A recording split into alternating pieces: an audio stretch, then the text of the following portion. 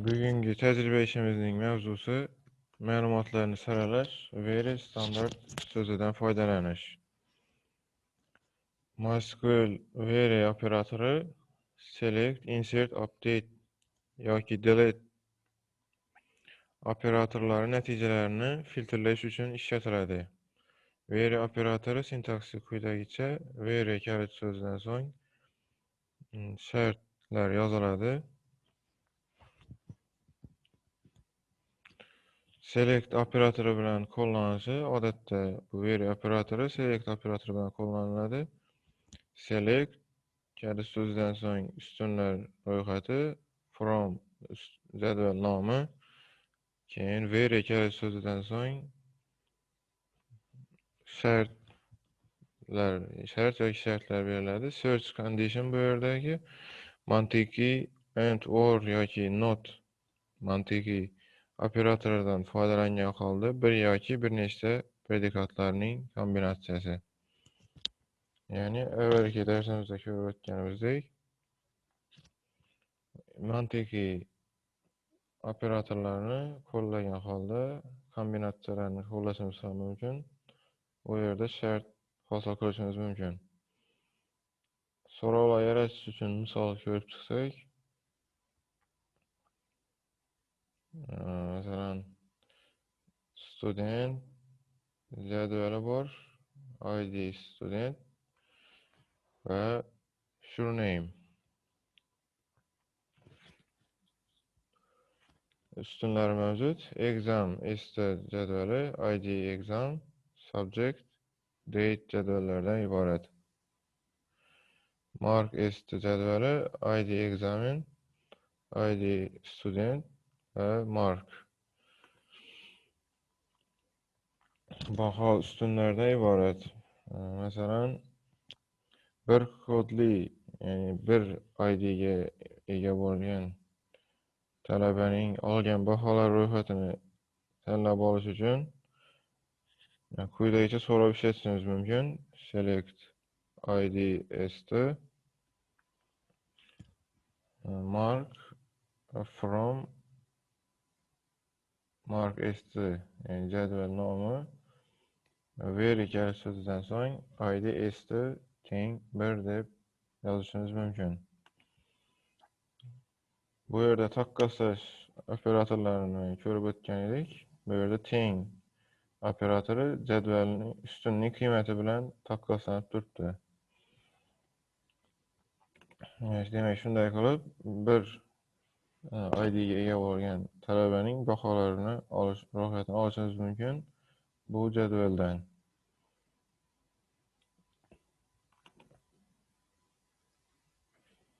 Ekzamenlarda kamida bitta, 2 yoki 3 baho olgan studentlar kodini tanlab olish.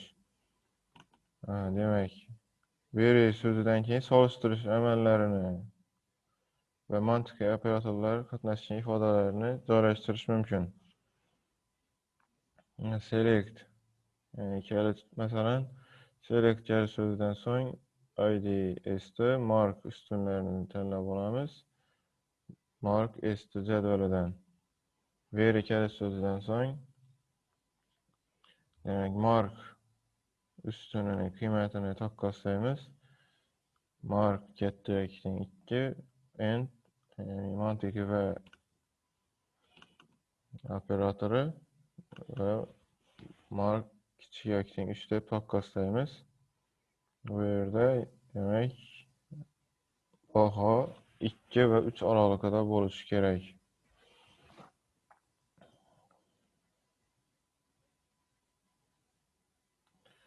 Demak, SQL tilida shart ifodalarini tuzish uchun solishtirish va mantiqiy operatorlardan tashqari yana bir qator maxsus operatorlar qo'llaniladi. Bu operatorlarni ham ko'rib chiqqan edik. Bular in qiymatni berilgan qiymatlar to'plamiga tegishligini tekshirish, between and biror qiymatlar diapazoniga tegishligini tekshirish va yana like namuna bilan mosligini tekshirish. Is null qiymat mavjud emasligini tekshirish. Demak, bu yerda in operatori biror qiymatlar to'plamiga tegishligini tekshirish uchun ishlatiladi. Misol uchun, quyidagi so'rov oxirgi keltirilgan misoldagi so'rov natijalarini beradi. Ekzamenlarda kamida bitta 2 yoki 3 baho olgan studentlarning identifikatorlarini tanlab oladi. Bu yerda xuddi shunga o'xshash so'rov, select va from qismlari bir xil. Veri kalit so'zidan so'ng baho 2 bilan 3 shu qiymatlardan biriga tengmi? Shu to'plamga tegishlimi? Shuni tekshiradi. Bu holatda ham yuqoridagidek so'rov bilan bir xil natija chiqadi. Shu natijani o'zini between operatori bilan qo'llagan ma'qul. Between operatori oraliqqa tekshirish uchun ishlatiladi. Bahoni, ya'ni baho ustunining qiymatini 2 va 3 oraliqqa tegishliligini between operatori yordamida tekshirishimiz mumkin.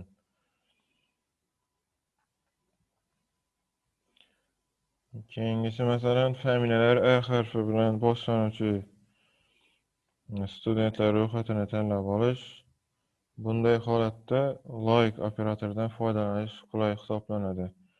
Like operatori faqat simvolli maydonlar uchun qo'llaniladi va maydon qiymati operatorda ko'rsatilgan namunaga mosligini tekshirish imkonini yaratadi.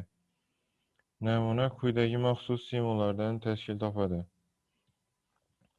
Tagiga chizish belgisi bitta ixtiyoriy simvolni bildiradi. Foiz belgisi ixtiyoriy miqdordagi simvollar ketma-ketligini bildiradi.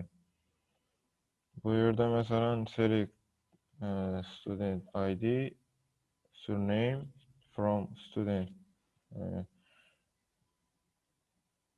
buyruğundan so'ng veri kalit so'zi, surname, like qo'sh tirnoq ichida A harfi foiz belgisi qo'yilgan. Demak, foiz belgisi oxirida qo'yilgan vaqtda bir like operatori satrni boshini tekshiradi. Agar foiz belgisi boshida qo'yilgan bo'lsa, satrni oxirini tekshiradi. Agar ikki tarafdan ham foiz qo'yilgan bo'lsa, satrni istalgan joyidan qidiradi. Barcha qismlaridan qidirib chiqadi. Demak, A harfi bilan tugaydigan talaba familiyalar A harfi bilan tugagan talabalarni topish uchun foiz belgisini boshiga qo'ysak, shuni topib beradi.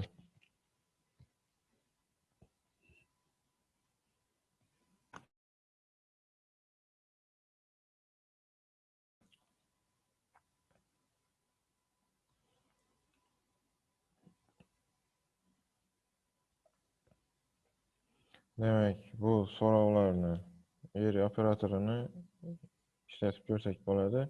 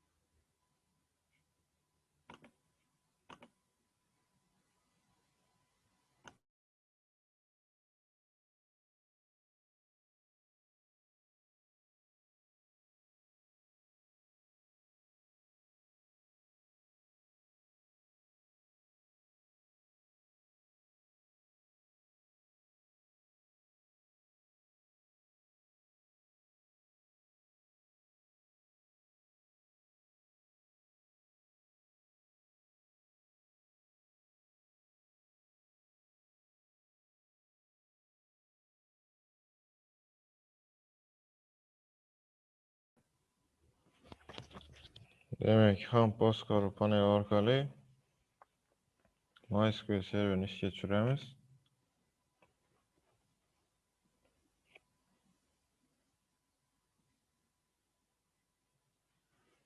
Apache serverini ham ishga tushiramiz.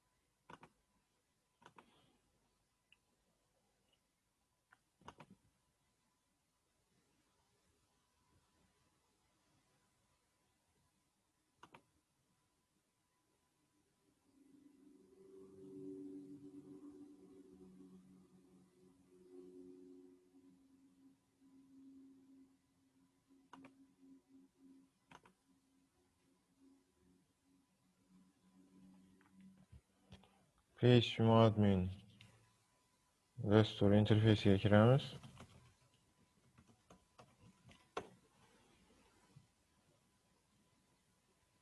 Bu yerda misol uchun hosil qilingan ma'lumotlar bazasi mavjud. Bu yerda ma'lumotlar ham kiritilgan. Barcha jadvallarning shundan foydalanib so'rovlarni bajarib ko'rishimiz mumkin.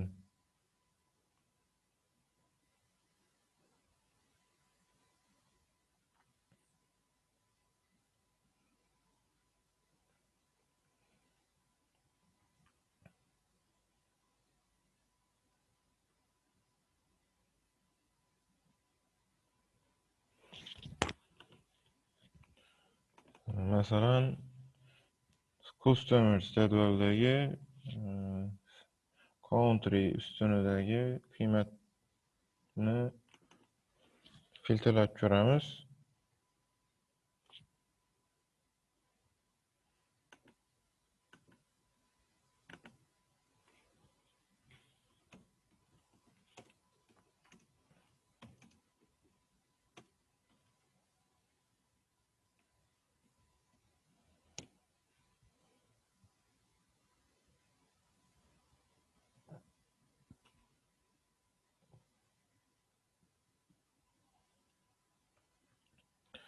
Demek bu yerda xaridorning ismi bilan ID'si va davlatni tanlab olsak,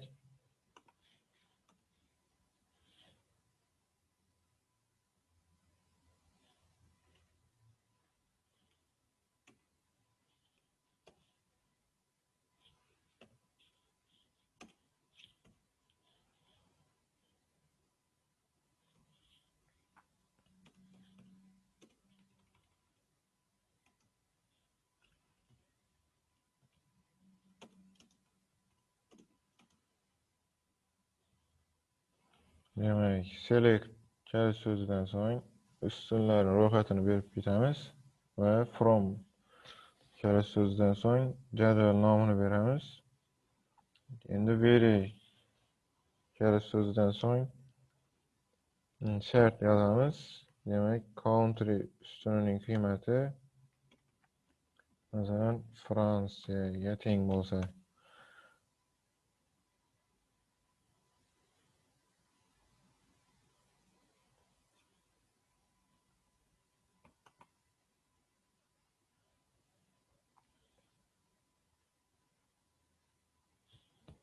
demek bu yerda Fransiya davlatidan bo'lgan xaridorlarning ro'yxatini chiqardi.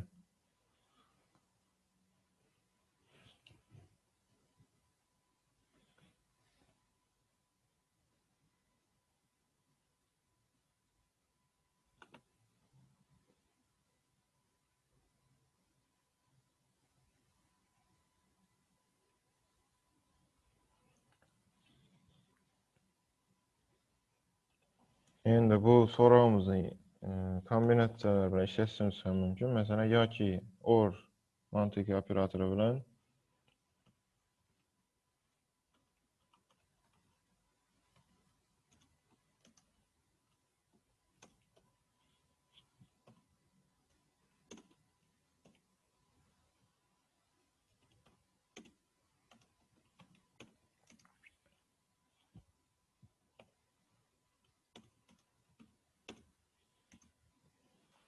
demek ustunlar ro'yxati va jadval nomini berganimizdan so'ng yana shart yozamiz.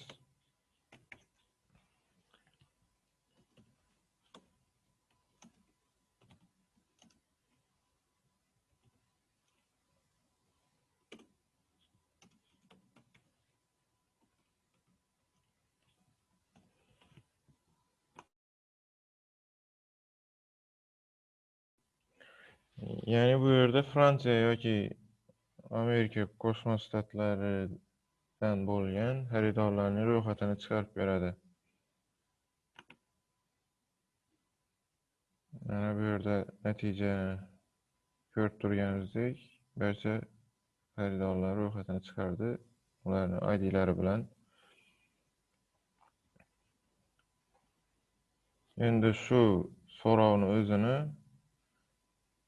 in operatori bilan ishlatishimiz ham mumkin edi.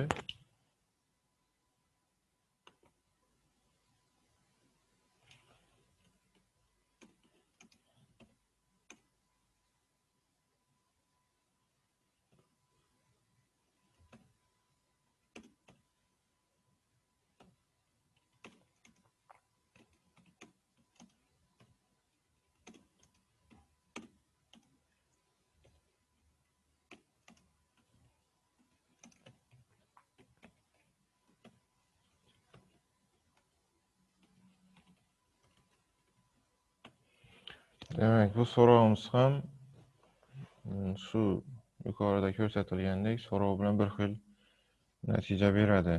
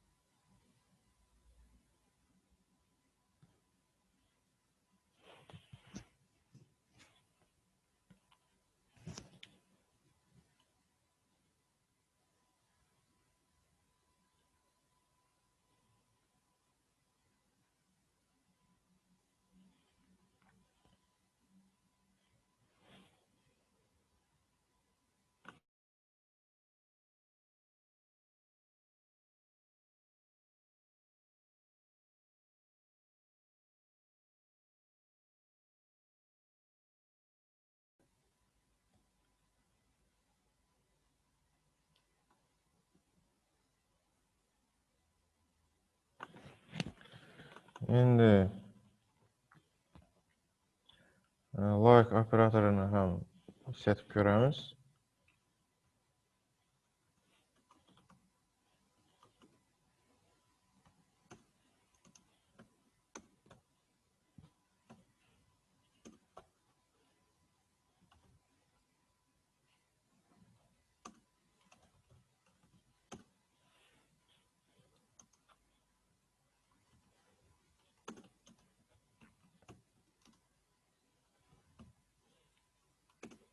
Masalan, ismi E harfi bilan boshlanadigan xaridorlar ro'yxatini chiqarib ko'ramiz.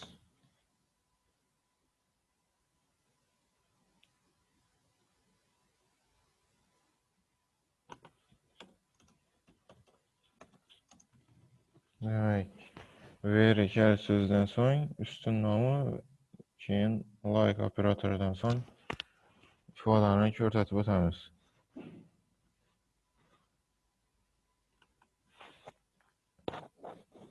Va bu yerda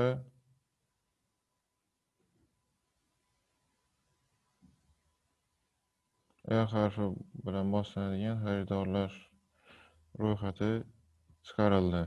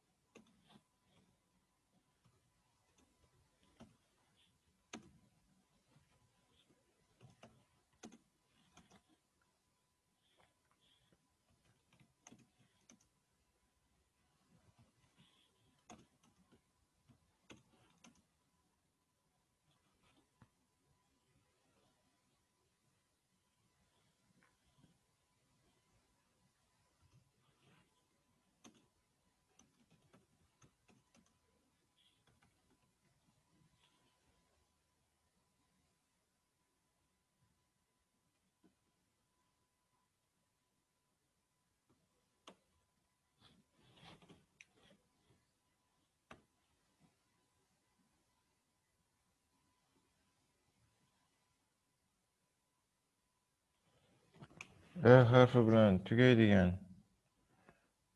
davlatlarni chiqarib ko'rsak, ya'ni harfi bilan tugaydigan davlatlarda bo'lgan xaridorlar ro'yxati.